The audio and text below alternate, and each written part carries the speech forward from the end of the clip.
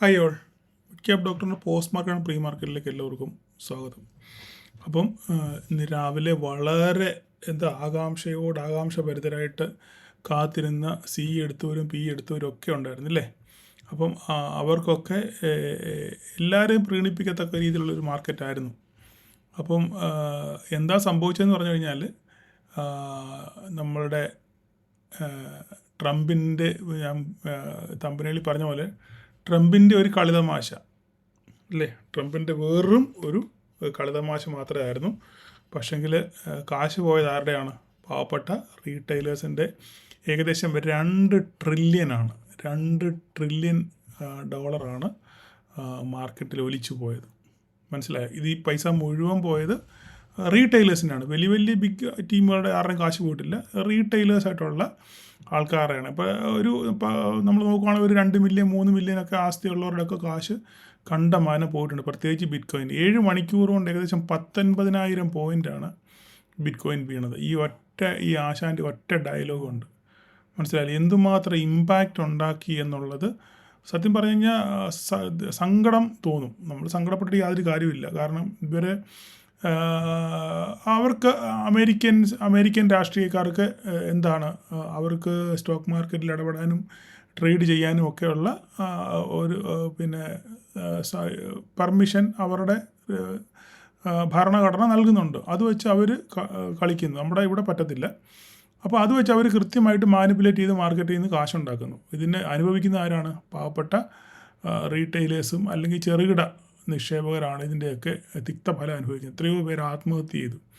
അപ്പോൾ എന്താ സംഭവിച്ചത്? ഒരു ദിവസം പുള്ളി 100% താരിഫ് ചൈനയ്ക്ക് അടിക്കുമെന്ന് പറഞ്ഞു. പിറ്റേ ദിവസം വന്ന് കുഴപ്പമില്ല, ഞാൻ നോക്കിക്കോളാം, നീ ടെൻഷൻ ആവണ്ട എന്നൊക്കെ പറഞ്ഞ് തിരിച്ച് സോൾവ് ചെയ്തു.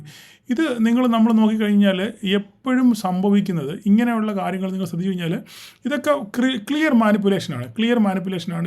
ഇങ്ങനൊരു കമൻറ്റ് ട്രംപിൻ്റെ ഭാഗത്തുനിന്ന് വരുമെന്ന് അവർ അഡ്മിനിസ്ട്രേഷൻ അറിയാം, അല്ല അവർ അടുത്ത് നിൽക്കുന്നവർക്കറിയാം. അവരൊക്കെ അതുപോലെ തന്നെ സ്റ്റോക്ക് മാർക്കറ്റിൽ അതനുസരിച്ച് സെൽ പൊസിഷൻ എടുക്കും. അതിനുശേഷം ഈ ഡയലോഗ് വരും, മാർക്കറ്റ് പൊട്ടുമ്പോൾ അവരെല്ലാവരും പ്രോഫിറ്റ് ബുക്ക് ചെയ്യും. കുറച്ച് കഴിയുമ്പോൾ പിറ്റേ ദിവസം അല്ലെങ്കിൽ അടുത്ത ദിവസം വന്നിട്ട് അല്ലെങ്കിൽ കുറേ കഴിയുമ്പോൾ അണ്ണം വന്നിട്ട് പറയും കുഴപ്പമില്ല, ഒരു സോഫ്റ്റൻ ചെയ്ത് പറയും. അപ്പോൾ മാർക്കറ്റ് തിരിച്ച് കയറും. അപ്പം വേണം ഇവിടുന്ന് അവർ ബൈ എടുത്തിട്ടുണ്ടായിരിക്കും. അപ്പോൾ അവർക്ക് അങ്ങോട്ടും ഇങ്ങോട്ടും എടുക്കുമ്പോൾ ഉള്ള ലാഭം നന്നായിട്ട് അവർക്ക് കിട്ടും. മനസ്സിലായി? ഇതാണ് സംഭവിക്കുന്നത്. പക്ഷേങ്കിൽ ഇതിൻ്റെ ഇടയിൽ ബലിയാടാകുന്ന ആരാണ്? നമ്മളെപ്പോലുള്ള അല്ലെങ്കിൽ ചെറിയ നിക്ഷേപകരാണ് ഇതിനകത്തിൽ പെട്ടുപോകുന്നത്. അപ്പോൾ നമ്മൾ ഇതിൻ്റെ ചരിത്രം പരിശോധിക്കുകയാണെന്ന് ഞാൻ എന്തിനാണെന്ന് ഇത് സംഭവിച്ചു കഴിഞ്ഞപ്പം സത്യം പറഞ്ഞാൽ ഇത് കണ്ടപ്പോൾ ഭയങ്കര മാനസിക വിഷമം തോന്നി. മാനസിക വിഷമം എന്ന് വെച്ചാൽ നമ്മളൊരു മനുഷ്യനല്ലേ, ഇതൊക്കെ കാണുമ്പം നമ്മളൊരു മനുഷ്യജീവിയല്ലേ. അതായത് ഞാൻ ഇന്നലെ ഒരു മാർക്ക് ചെയ്തിട്ടുണ്ട്. ഇത് നമ്മൾ നോക്കി ബിറ്റ് കോയിൻ്റെ ചാർട്ടാണിത്. ബിറ്റ് കോയിൻ്റെ ചാർട്ട് നോക്കിക്കഴിഞ്ഞാൽ ഇന്നലെ ഞാനത് ഡിലീറ്റ് ചെയ്ത് കളഞ്ഞോ അറിയത്തില്ല. ഒരു മിനിറ്റ്, അതാ നോക്കിക്കേ. ഇത് നോക്കിക്കഴിഞ്ഞാൽ നിങ്ങൾക്ക് മനസ്സിലാവും. ഒരു 7,000 പോയിൻ്റാണ്. 7 മണിക്കൂർ കൊണ്ട് 19,000 പോയിൻ്റ് ഫോളാണ് ഇവിടുന്ന് ഇവിടം വരെ 19,000 പോയിൻറ്റിൻ്റെ ഫോൾ. മനസ്സിലായോ? അപ്പം അതെന്ന് പറഞ്ഞു കഴിഞ്ഞാൽ വളരെ ഇവിടേക്ക് ഇങ്ങനെ ആൾക്കാർ വാങ്ങിച്ചിട്ടേക്കുന്ന സാധനമായിരിക്കും. ഇത് ഒറ്റയടിക്ക് ഇങ്ങനെ പോകുമ്പോൾ ലിവറേജൊക്കെ എടുത്ത് ചെയ്തേക്കുന്ന ഒരാളാണെങ്കിൽ അപ്പോഴേ വാഷ് ഔട്ടായി പോകുമെന്ന് ചോദിച്ചാൽ മതി. പിന്നെ കാശ് നമുക്ക് പൊടി പോലും കണ്ടുപിടി, പാലിനകത്തിലിട്ട പാൽപ്പൊടി പോലെ പിന്നെ തിരിച്ചെടുക്കാൻ പറ്റത്തില്ല. അപ്പം സങ്കടം തോന്നി അതൊക്കെ കണ്ടു കഴിഞ്ഞപ്പം. അപ്പം ഞാൻ ഇതിനെപ്പറ്റി പിന്നെ ജസ്റ്റ് ഒന്ന് പഠിക്കാൻ വേണ്ടി ഒന്ന് ശ്രമിച്ചു കഴിഞ്ഞപ്പം ഞാൻ കണ്ടെത്തിയ കുറച്ച് കാര്യങ്ങൾ ഞാൻ പറഞ്ഞ് മനസ്സിലാക്കും. ഇത് ഇന്നലെ ആദ്യമായിട്ട് തുടങ്ങിയ സംഭവം. നിങ്ങൾ ശ്രദ്ധിച്ച് കേൾക്കണം. ഒരു പക്ഷേ നിങ്ങൾക്ക് കുറച്ച് ഇത് തോന്നും, എന്താണ് ഒരു ലാഗ് തോന്നും. എങ്കിൽ നിങ്ങൾ ശ്രദ്ധിച്ച് കേൾക്കുക ഞാൻ എന്താ പറയുന്നതെന്ന്. ഞാനപ്പോൾ ഇത് ഇങ്ങനെ സംഭവിച്ച് കഴിഞ്ഞപ്പോൾ ഞാനൊന്ന് ജസ്റ്റ് ഒന്ന് പോയി നോക്കി കഴിഞ്ഞപ്പം ഇതെല്ലാം സംഭവിച്ചേക്കുന്നത് വെള്ളിയാഴ്ചയാണ്. ഞാനിപ്പോൾ ഇത് മാർക്ക് ചെയ്തേക്കുന്നുണ്ടോ, ഇതെല്ലാം മാർക്ക് ചെയ്തേക്കുന്നത് വെള്ളിയാഴ്ചയാണ്. ഇത് നോക്കിക്കേ, ഇത് വെള്ളിയാഴ്ച കണ്ടോ, ഫ്രൈഡേ സെക്കൻഡ്. ഇത് നോക്കിക്കേ, വലിയൊരു ഗ്യാപ്പ് ഡൗൺ ഉണ്ടായിരിക്കുന്നത് കണ്ടോ. ഫ്രൈഡേ മാത്രം വലിയൊരു ഗ്യാപ്പ് ഡൗൺ. മനസ്സിലായില്ലേ? അതിന് ശേഷം മാർക്കറ്റ് പിറ്റേ ദിവസം നേരെ തിരിച്ച് കയറി. അപ്പോൾ ഇവിടെ നിന്ന് നമുക്ക് ഇന്ത്യൻ മാർക്കറ്റിന് ഇവിടെ ഒരു രക്ഷയില്ല. മനസ്സിലായില്ലേ? അതിനുശേഷം ഇത് നോക്കിക്കേ, ഇത് പറഞ്ഞ പോലെ ഫ്രൈഡേ ആണ്. ഈ സാധനം ഫ്രൈഡേ ആണ്, ഇത് ഫ്രൈഡേ ആണ്, ഇതെല്ലാം ഫ്രൈഡേ ആണ്. ഇത് അന്ന് ഫ്രൈഡേ ആണ്. അതിൻ്റെ പിറ്റേ ദിവസം മാർക്കറ്റ് തിരിച്ച് കയറി. അപ്പോൾ ഇത് ഇപ്പോൾ മാർക്കറ്റ് ഓടിക്കൊണ്ടിരിക്കുക, ഇപ്പോൾ ഗ്രീനിലാണ് ഓടിക്കൊണ്ടിരിക്കുന്നത്. അപ്പോൾ ഇതെല്ലാം അതായത് നമുക്ക് ഇന്ത്യൻ മാർക്കറ്റിന് ഇതിൻ്റെ യാതൊരു ബെനിഫിറ്റും കിട്ടത്തില്ല. കാരണം ഒന്നുകിൽ ഇപ്പോൾ സി എടുത്തവരും പി എടുത്തവരും മാർക്കറ്റിൽ കാണുമല്ലോ. ഈ സി എടുത്തവർക്കും പി എടുത്തവർക്കും ഇതിൻ്റെ ഒരു ആക്ച്വൽ ബെനിഫിറ്റ് കിട്ടത്തില്ല. കാരണം എന്താ, നമ്മുടെ മാർക്കറ്റിന് ശേഷമാണ് ഇത് സംഭവിക്കുന്നത്. മനസ്സിലായില്ലേ? നമ്മുടെ മാർക്കറ്റിന് ശേഷം വെള്ളിയാഴ്ച വൈകുന്നേരമാണ് ഇങ്ങനെ ഒരു കമൻറ്റ് വരുന്നത്, ഒരു ട്വീറ്റ് വരുന്നത്. അതിനുശേഷം മാർക്കറ്റ് 1000 പോയിൻറ്റ് താഴെ പോയി, ഡൗ ജോൺസ് 1000 പോയിൻറ്റ് താഴെ പോയി. അതിനനുസരിച്ച് നിഫ്റ്റി ഏകദേശം 10-250 പോയിൻറ്റ് താഴെ പോയി. അപ്പോൾ നമുക്ക് അതുപോലെ ആ ഒരു ഫോൾ എല്ലാം കിട്ടേണ്ടതാണ്, ഇല്ലേ? പക്ഷേ മാർക്കറ്റ് നമ്മുടെ ഇല്ലാത്തതുകൊണ്ടൊന്നും സംഭവിച്ചില്ല. അപ്പോൾ നമ്മളെല്ലാവരും ആകാംക്ഷയോടെ 2 ദിവസം ഉറക്കവും പോയി, ഫാമിലിയായിട്ടുള്ള ഗെറ്റ് ടുഗദറും പോയി, പുറത്ത് പോകാനുള്ളതെല്ലാം പോയി, ടെൻഷൻ അടിച്ച് നമ്മൾ 2 ദിവസം നമ്മളെ ടെൻഷൻ്റെ മുൾമുന നിർത്തി നമ്മുടെ മാർക്കറ്റ് ഓപ്പൺ ചെയ്തതിൻ്റെ തലേദിവസം രാത്രിയിൽ അണ്ണൻ സോഫ്റ്റും ചെയ്ത് പറഞ്ഞു, കുഴപ്പമൊന്നുമില്ല, നമ്മൾ ഓക്കെയാണ്, ശരിയാക്കാം, അങ്ങനെയാണ് ഓടയാന്ന് പറഞ്ഞു. അതങ്ങ് സോഫ്റ്റും ചെയ്ത് കഴിഞ്ഞപ്പോൾ എന്ത് സംഭവിച്ചു? മാർക്കറ്റ് തിരിച്ചു കയറി അവസാനം ഇന്നെന്താ സംഭവിച്ചത്? ഇന്ന് രാവിലെ മാർക്കറ്റിൽ ഞാൻ പറഞ്ഞല്ലോ, മാർക്കറ്റ് ആക്ച്വലി ശനിയാഴ്ച ഞാൻ നമ്മുടെ വീക്കിലി അനാലിസിസ് ചെയ്യുമ്പം ഞാൻ പറഞ്ഞിരുന്നു ഏകദേശം 150-200 പോയിൻറ്റിനിടയ്ക്ക് ഒരു ഗ്യാപ്പ് ഡൗൺ ഉള്ള സാധ്യതയാണ് ഉള്ളത്. അത് റിയലാണ്, അത്രയും തന്നെ സംഭവം ഉണ്ടായിരുന്നു. പക്ഷേങ്കിൽ ഈ സംഭവം അവസ്ഥയ്ക്ക് മാറ്റം വന്നു. ട്രംപ് മലക്കം പറഞ്ഞു കഴിഞ്ഞപ്പോഴത്തേക്കും ഗിഫ്റ്റ് നിഫ്റ്റി പിറ്റേ ദിവസം ഇന്ന് വെളുപ്പിനെ ആയപ്പോഴത്തേക്കും ഗിഫ്റ്റ് നിഫ്റ്റി എന്ത് ചെയ്തു? റിക്കവർ ചെയ്തു. അവസാനം റിക്കവർ ചെയ്ത് പകുതിയോളം റിക്കവർ ചെയ്ത് ഏകദേശം ഒരു 100 പോയിൻറ്റ് മാത്രം, 250 പോയി കിടന്ന സാധനം ഒരു 100 പോയിൻറ്റ് മാത്രം നെഗറ്റീവിൽ ഓടിക്കളിച്ചു മാർക്കറ്റ് ഓപ്പൺ ചെയ്യാൻ നേരം. അപ്പോൾ നമ്മൾ നോക്കുമ്പോൾ ഏകദേശം ഒരു 50 മുതൽ 100 വരെയുള്ള ഗ്യാപ്പ് ഡൗൺ ഉള്ള സാധ്യതയേ ഉള്ളൂ. അപ്പോൾ അതുപോലെ തന്നെ നമ്മുടെ മാർക്കറ്റ് ഇച്ചിരി സ്ട്രോങ്ങുമാണ്. ബാങ്കിങ് സെക്ടർ ADR നോക്കുകയാണെന്നുണ്ടെങ്കിൽ IT സെക്ടർ മാത്രമേ വേണ്ടിയുള്ളൂ, ബാങ്കൊക്കെ വളരെ ശക്തമാണ്. അപ്പോൾ എങ്ങനെയൊക്കെയാലും റിക്കവറി ഉണ്ടാകുന്നുള്ള കാര്യം വളരെ വ്യക്തമായിരുന്നു. അതുകൊണ്ടാണ് ഞാൻ പറഞ്ഞത് 50-100 ഇടയ്ക്ക് മാത്രമേ ഒരു ഗ്യാപ്പ് ഡൗൺ ഉള്ള സാധ്യതയുള്ളൂ. ഉണ്ടായാലും മാർക്കറ്റ് 50 പോയിൻറ്റെങ്കിലും മിനിമം തിരിച്ചു കയറുമെന്ന് ഞാൻ പറഞ്ഞു. അതുപോലെ തന്നെ സംഭവിച്ചു. നമുക്ക് നോക്കാം. മാർക്കറ്റ് ഗ്യാപ്പ് ഡൗണിൽ ഓപ്പൺ ചെയ്തു. ഗ്യാപ്പ് ഡൗണിൽ ഇവിടെ ഏകദേശം 100-108 പോയിൻറ്റാണ് മാർക്കറ്റ് ഗ്യാപ്പ് ഡൗണിൽ ഓപ്പൺ ചെയ്ത്, ഇല്ലേ? വരച്ച് കാണിക്കാം.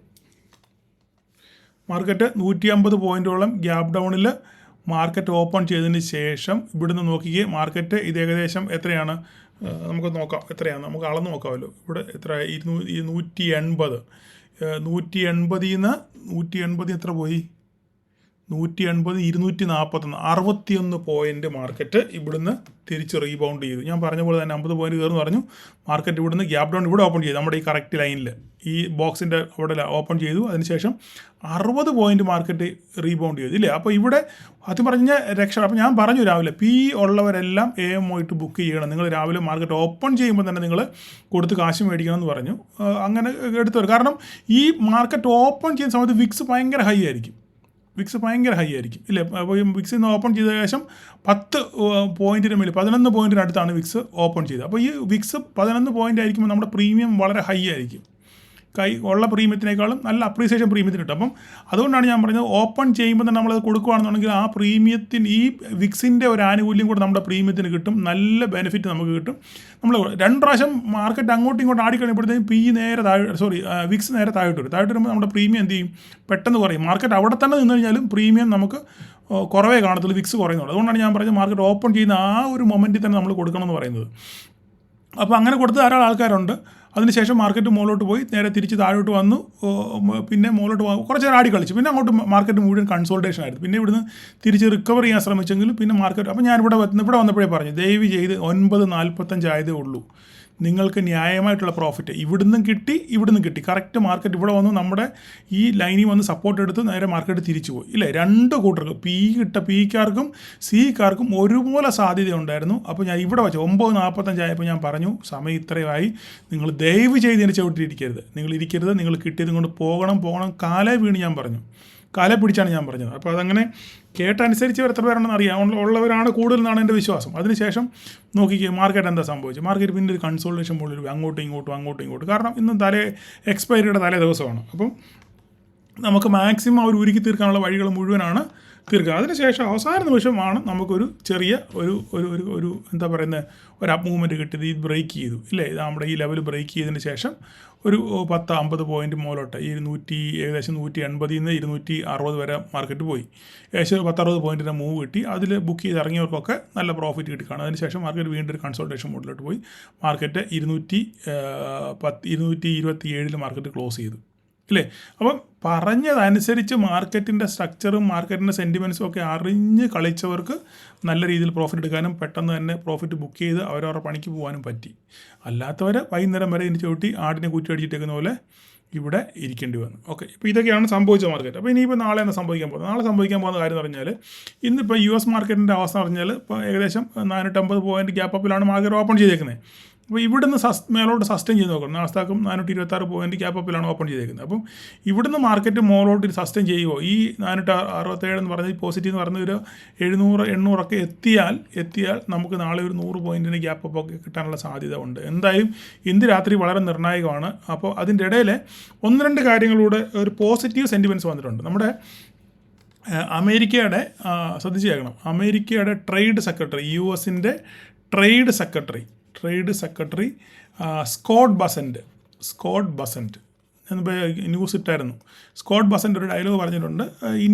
ചൈനയ്ക്ക് 100% താരിഫ് അടിക്കാനുള്ള സാധ്യത ഒന്നും ഇല്ല, ഞങ്ങൾ നെഗോഷിയേറ്റ് ചെയ്തുകൊണ്ടിരിക്കുകയാണ്, പിന്നെ ഇന്ത്യയുടെ സഹായം കൂടെ ഉണ്ടെന്നുണ്ടെന്നുണ്ടെങ്കിൽ നമുക്കൊരു പരുവത്തിലങ്ങ് പോകാം എന്നുള്ള രീതിയിലാണ് സ്കോട്ട് ബസന്റ് സംസാരിച്ചത്. അപ്പോൾ അതൊരു പോസിറ്റീവ് ന്യൂസാണ്. അപ്പം ഇതിനെതിരെ ചൈന ഒന്നും മിണ്ടാതിരിക്കുകയാണെന്നുണ്ടെങ്കിൽ നമ്മുടെ ഈ സംഭവങ്ങൾ വളരെ കൂളാകാനുള്ള സാധ്യതയുണ്ട്. അങ്ങനെയാണെന്നുണ്ടെങ്കിൽ നമുക്ക് നാളെ ഒരു അപ്സൈഡ് മൊമെൻ്റ് കിട്ടാനുള്ള സാധ്യതയുണ്ട്. ഒന്നാമത്തെ കാര്യം അത്. രണ്ടാമത്തെ കാര്യം, നമ്മളുടെ പുതിയ അംബാസഡർ, US-ൻ്റെ പുതിയ അംബാസഡർ വന്നു. അപ്പോൾ ആ അംബാസഡർ പുതിയൊരു കൊച്ചു പയ്യനാണ്, 38 വയസ്സെങ്ങാണ്ടേ ഉള്ളതെന്നാണ് ഞാൻ കേട്ട് വായിച്ചത്. അപ്പം ആ പയ്യൻ വന്ന് പ്രധാനമന്ത്രി മോഡിയെ നേരിട്ട് വന്ന് കണ്ടു. അപ്പോൾ ട്രംപ് എന്തോ ഒരു ലെറ്ററൊക്കെ കൊടുത്തു വിട്ടിട്ടുണ്ടായിരുന്നു പുള്ളിക്ക്, മോദിക്ക് സ്പെഷ്യലായിട്ട് മൈ ഫ്രണ്ടിനെന്ന് പറഞ്ഞൊരു ലെറ്റർ കൊടുത്തിട്ടുണ്ട്. ലെറ്ററിനകത്ത് എന്താ ഉള്ളതെന്ന് ഇതിനായിട്ടും പുറത്ത് വന്നിട്ടില്ല. അപ്പോൾ എന്തെങ്കിലും പോസിറ്റീവ് കാര്യങ്ങൾ വല്ലതും ആണോ, മോദി അതുമായിട്ട് ബന്ധപ്പെട്ട് എന്തെങ്കിലും T2 എല്ലാം ചെയ്യുവാണെന്നുണ്ടെങ്കിൽ അത് നമുക്കൊരു പോസിറ്റീവ് ഒരു സെൻറ്റിമെൻറ്റ്സിനുള്ള സാധ്യതയുണ്ട്. അതുപോലെ തന്നെ അടുത്തൊരു സംഭവം എന്ന് പറഞ്ഞു കഴിഞ്ഞാൽ, നമ്മളുമായിട്ടുള്ള ട്രേഡ് ഡീല് ഏകദേശമൊക്കെ ഒരു ധാരണയിലെത്തി എന്ന് ഉള്ളൊരു കമൻറ്റും വരുന്നുണ്ട്. നമ്മുടെ ഒരു ടീം ഇന്ന് US-ലോട്ട് പോകുന്നുണ്ട് ഈ ആഴ്ച. അപ്പോൾ ഏകദേശം ഈ മാസം ഒക്ടോബർ അവസാനം തന്നെ ഇതിനൊരു തീരുമാനം ഉണ്ടാകും എന്ന ഒരു ശ്രുതിയാണ് മാർക്കറ്റിൽ കേൾക്കുന്നത്. അപ്പോൾ ഇതൊക്കെ നമ്മൾ ഇങ്ങനെയുള്ള കാര്യങ്ങളൊക്കെ കൃത്യമായിട്ട് മനസ്സിലാക്കുക. അല്ലാതെ രാവിലെ നോക്കുമ്പം ചുവന്ന ക്യാൻഡിൽ താഴോട്ട് പോയി പച്ച ക്യാൻഡിൽ മുകളിലോട്ട് പോയി അതിൻ്റെ CMB ഒന്നും അല്ല, അങ്ങനൊന്നും അല്ല നമ്മൾ ഈ ട്രേഡിനെ കാണേണ്ടത്. നമ്മൾ ഒരു ട്രേഡ് ചെയ്യുമ്പം അതുമായിട്ട് ബന്ധപ്പെട്ട പല കാര്യങ്ങളും നമ്മൾ മനസ്സിലാക്കിയെങ്കിൽ മാത്രമേ നമുക്കൊരു ട്രേഡിനകത്ത് വിജയിക്കാൻ പറ്റത്തുള്ളൂ. ഓക്കെ, അപ്പോൾ ഇങ്ങനെയുള്ള കാര്യങ്ങളൊക്കെയാണ് നമ്മൾ നമ്മുടെ ക്ലാസ്സിനകത്തിൽ സംസാരിക്കുന്നത്. ഓക്കെ, അപ്പം അതൊരു പോസിറ്റീവ് സെൻറ്റിമെൻറ്റ്സിനുള്ള സാധ്യത വളരെ ഉണ്ട്. പിന്നെ ഹമാസും ഇസ്രായേലും തമ്മിലുള്ള ബന്ദി കൈമാറ്റം നടന്നുകൊണ്ടിരിക്കുന്നു, ബന്ദികളെ കൈമാറി. അപ്പോൾ അത് എല്ലാം കൊണ്ടും ഒരു പോസിറ്റീവ് സെറ്റപ്പാണ് നിലവിൽ മാർക്കറ്റിലുള്ളത്. അപ്പോൾ ഇതിനിയും എങ്ങനെയാണ് പിന്നെ ഇന്നത്തെ US മാർക്കറ്റിൻ്റെ ക്ലോസിംഗ് നോക്കാം. അതിനനുസരിച്ചായിരിക്കും നമുക്ക് ഇന്ത്യൻ മാർക്കറ്റിന് നാളത്തെ ഓപ്പണിങ് നമുക്ക് ADR കൂടെ നോക്കാം എന്താണ് സംഭവിക്കുന്നത്. ഓക്കെ, അപ്പോൾ ഇത്രയൊക്കെയാണ് ഇന്നത്തെ മാർക്കറ്റിൽ നമുക്ക് പറയാനുള്ള കാര്യം. അപ്പോൾ നമുക്കിനി നാളെ എന്താ സംഭവിക്കുന്നത്, നാളത്തെ കാര്യം കൂടെ നമുക്ക് നോക്കാം. നാളത്തെ കാര്യം നോക്കിക്കഴിഞ്ഞാൽ നമുക്ക് ഇനിയും ഈ ഒരു സംഭവം ഓക്കെ ഇതോടെ കടന്നോട്ട്. ഇത് നമുക്ക് ഈ ബോക്സിനെയും വേണ്ട, ബോക്സിൻ്റെ കഥ കഴിഞ്ഞു. ഇവിടെ കുറേ കടന്ന് കളിച്ചെങ്കിലും ആ ബോക്സിനെ നമുക്ക് വേണ്ട. നമുക്ക് ഈ ലൈൻ ഒന്ന് കുറച്ചൊന്ന് അഡ്ജസ്റ്റ് ചെയ്യണം. ഇങ്ങനെ ഇരുന്നോട്ടെ. 25-150 ആക്കാൻ വേണം നമുക്ക്. 25-150 ആകുമ്പോൾ ഒത്തിരി വലുതായി പോകും, വേണ്ട. അങ്ങനെ നമ്മൾ അഡ്ജസ്റ്റ് ചെയ്യേണ്ട 152 തന്നെ മതി. നമ്മൾ അങ്ങനെ ഒപ്പിക്കാനൊന്നും പോകണ്ട, ഉള്ളത് കിടന്നാൽ മതിയല്ലോ. അപ്പോൾ ഈ 25-152 നമുക്കൊരു പ്രധാനപ്പെട്ട ഒരു സപ്പോർട്ടാണ്. അപ്പോൾ നാളെ സംഭവിക്കാൻ പോകുന്ന കാര്യം, ഈ ലൈനൊക്കെ ബാക്കിയൊക്കെ ലൈനൊക്കെ അവിടെ കിടന്നോട്ടെ, അതൊന്നും പ്രശ്നമില്ല. ഇതൊന്നും കുഴപ്പമില്ല, അവിടെ കിടന്നോട്ടെ. അപ്പോൾ ഇനിയിപ്പോൾ നാളെ സംഭവിക്കാൻ പോകുന്നത് വെച്ചാൽ, നാളത്തെ കാര്യം നമ്മുടെ ട്രെൻഡ് ലൈൻ അവിടെ കിടപ്പുണ്ട്. ഇത് വളരെ ഇമ്പോർട്ടൻ്റ് ആയിട്ടുള്ള ട്രെൻഡ് ലൈനാണ്. ഈ ട്രെൻഡ് ലൈൻ വളരെ ഒരു ക്രൂഷ്യൽ ലൈനാണ്. നിഫ്റ്റിയുടെ ഗതി തന്നെ നിർണ്ണയിക്കുന്ന ഒരു ട്രെൻഡ് ലൈനാണിത്. ഓക്കെ, അപ്പോൾ നമ്മളിവിടെ വേറെ ഒത്തിരി ഒന്നും സംസാരിക്കാനില്ല. നമുക്ക് നാളെ ഗ്യാപ്പ് അപ്പോടുകൂടെ മാർക്കറ്റ് ഈ ട്രെൻഡ് ലൈനിൻ്റെ മുകളിൽ ഓപ്പൺ ചെയ്യണം. ഓക്കെ, ഒരു പോസിറ്റീവ് സെറ്റപ്പിനുള്ള കാര്യം ഞാൻ പറയുന്നത്.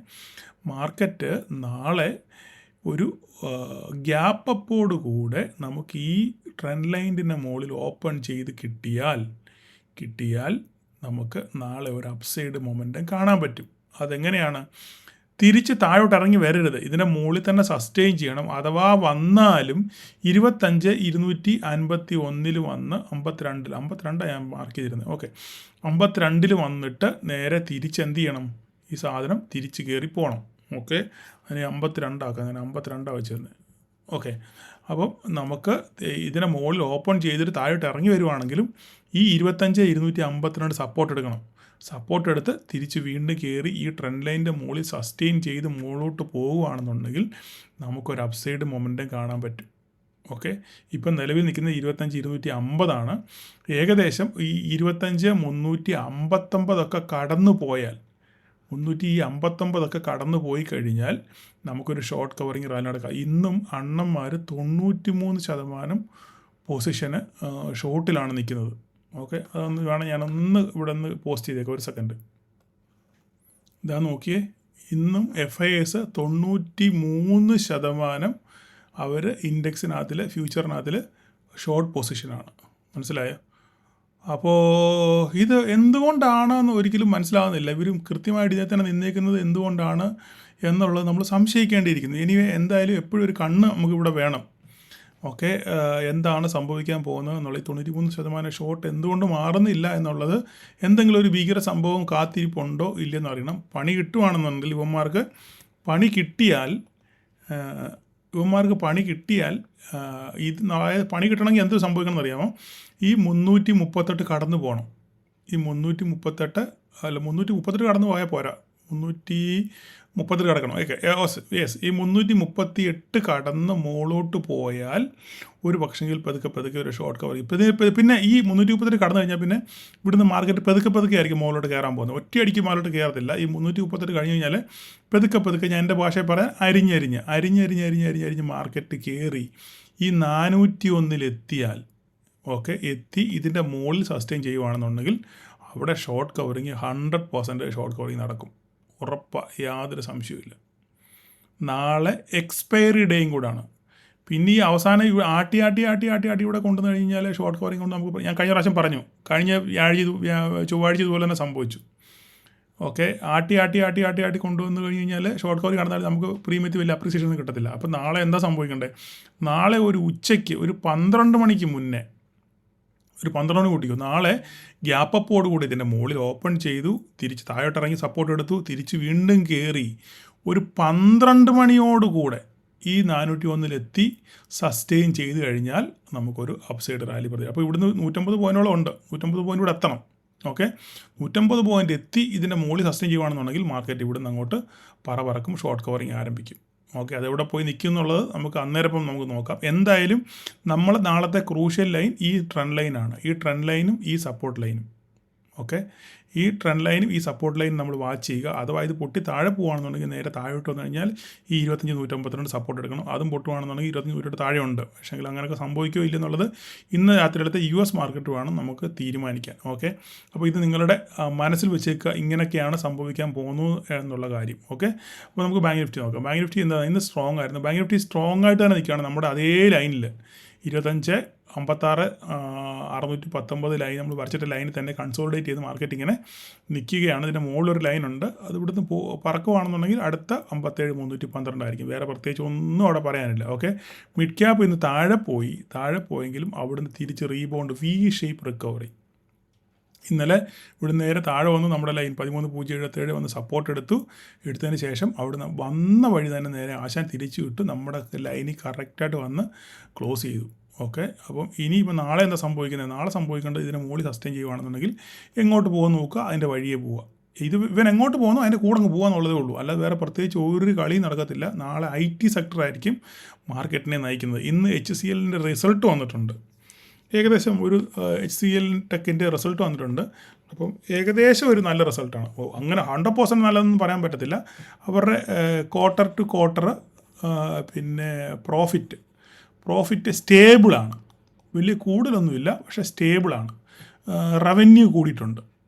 ഓക്കെ, അപ്പോൾ ഇതൊക്കെ ഒരു പോസിറ്റീവ് സൈനാണ്. അപ്പോൾ ഇത് മറ്റുള്ള IT സെക്ടറിനും നല്ല രീതിയിൽ പെർഫോം ചെയ്യും അല്ലെങ്കിൽ സ്റ്റേബിൾ ആണ് എന്ന് സൂചിപ്പിക്കുന്ന ഒരു റിസൾട്ടാണ് HCL ടെക്കിൻ്റെ വന്നിരിക്കുന്നത്. അപ്പോൾ അത് ഒരു IT സെക്ടറിനൊരു ഉണർവാകാനുള്ള സാധ്യത ഉണ്ട്. ഓക്കെ, അപ്പോൾ എന്തായാലും നമുക്ക് നോക്കാം എന്താണ് നാളെ സംഭവിക്കാൻ പോകുന്നത്. ജസ്റ്റ് നമുക്ക് ADR കൂടെ ഒന്ന് നോക്കിയേക്കാം. ADR നോക്കിയേക്കാം എന്താണെന്ന്. ADR ഇൻഫി പോസിറ്റീവാണ്. ഓക്കെ, 1.12% പോസിറ്റീവാണ്. HDFC ICICIയും ഫ്ലാറ്റാണ്, വിപ്രോയും ഫ്ലാറ്റാണ്. അപ്പം ഇൻഫിയുടെ ADR പോസിറ്റീവാണ്, നമ്മുടെ ഇന്ത്യൻ മാർക്കറ്റിൽ നിന്ന് നെഗറ്റീവ് ആയിരുന്നു. അപ്പം അതുകൊണ്ട് അപ്പോൾ നമുക്ക് എന്താണ് സംഭവിക്കുന്നത് നോക്കാം. എന്തായാലും US മാർക്കറ്റ് ക്ലോസ് ചെയ്യാൻ വേണ്ടി നമ്മളൊന്ന് വെയിറ്റ് ചെയ്തതിന് ശേഷം നമുക്ക് എന്ത് സംഭവിക്കും എന്നുള്ള കാര്യം നമുക്ക് നോക്കാം. ഓക്കെ, ഇവിടെ ഇൻഫി നമ്മൾ നോക്കിക്കഴിഞ്ഞാൽ മനസ്സിലാവും. ഇൻഫി എന്ത് ചെയ്യേ, ഇൻഫി 21 നെഗറ്റീവ്, 1.47 നെഗറ്റീവാണ്, മനസ്സിലായേ.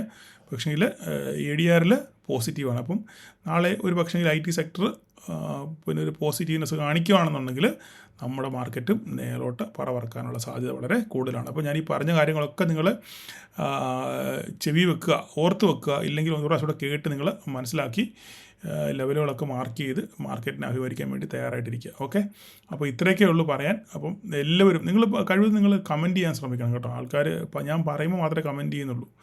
നിങ്ങൾ കമൻറ്റ് ചെയ്യുക, നിങ്ങളുടെ ലൈക്കും സപ്പോർട്ടൊക്കെ കിട്ടിയാൽ നമ്മുടെ ചാനൽ ഒന്നുകൂടെ മറ്റുള്ളവരിലേക്ക് എത്തും. ഓക്കെ, അപ്പം നാളെ എല്ലാവർക്കും ഒരു പ്രോഫിറ്റബിൾ ഡേ ആശംസിക്കുന്നു. Thank you.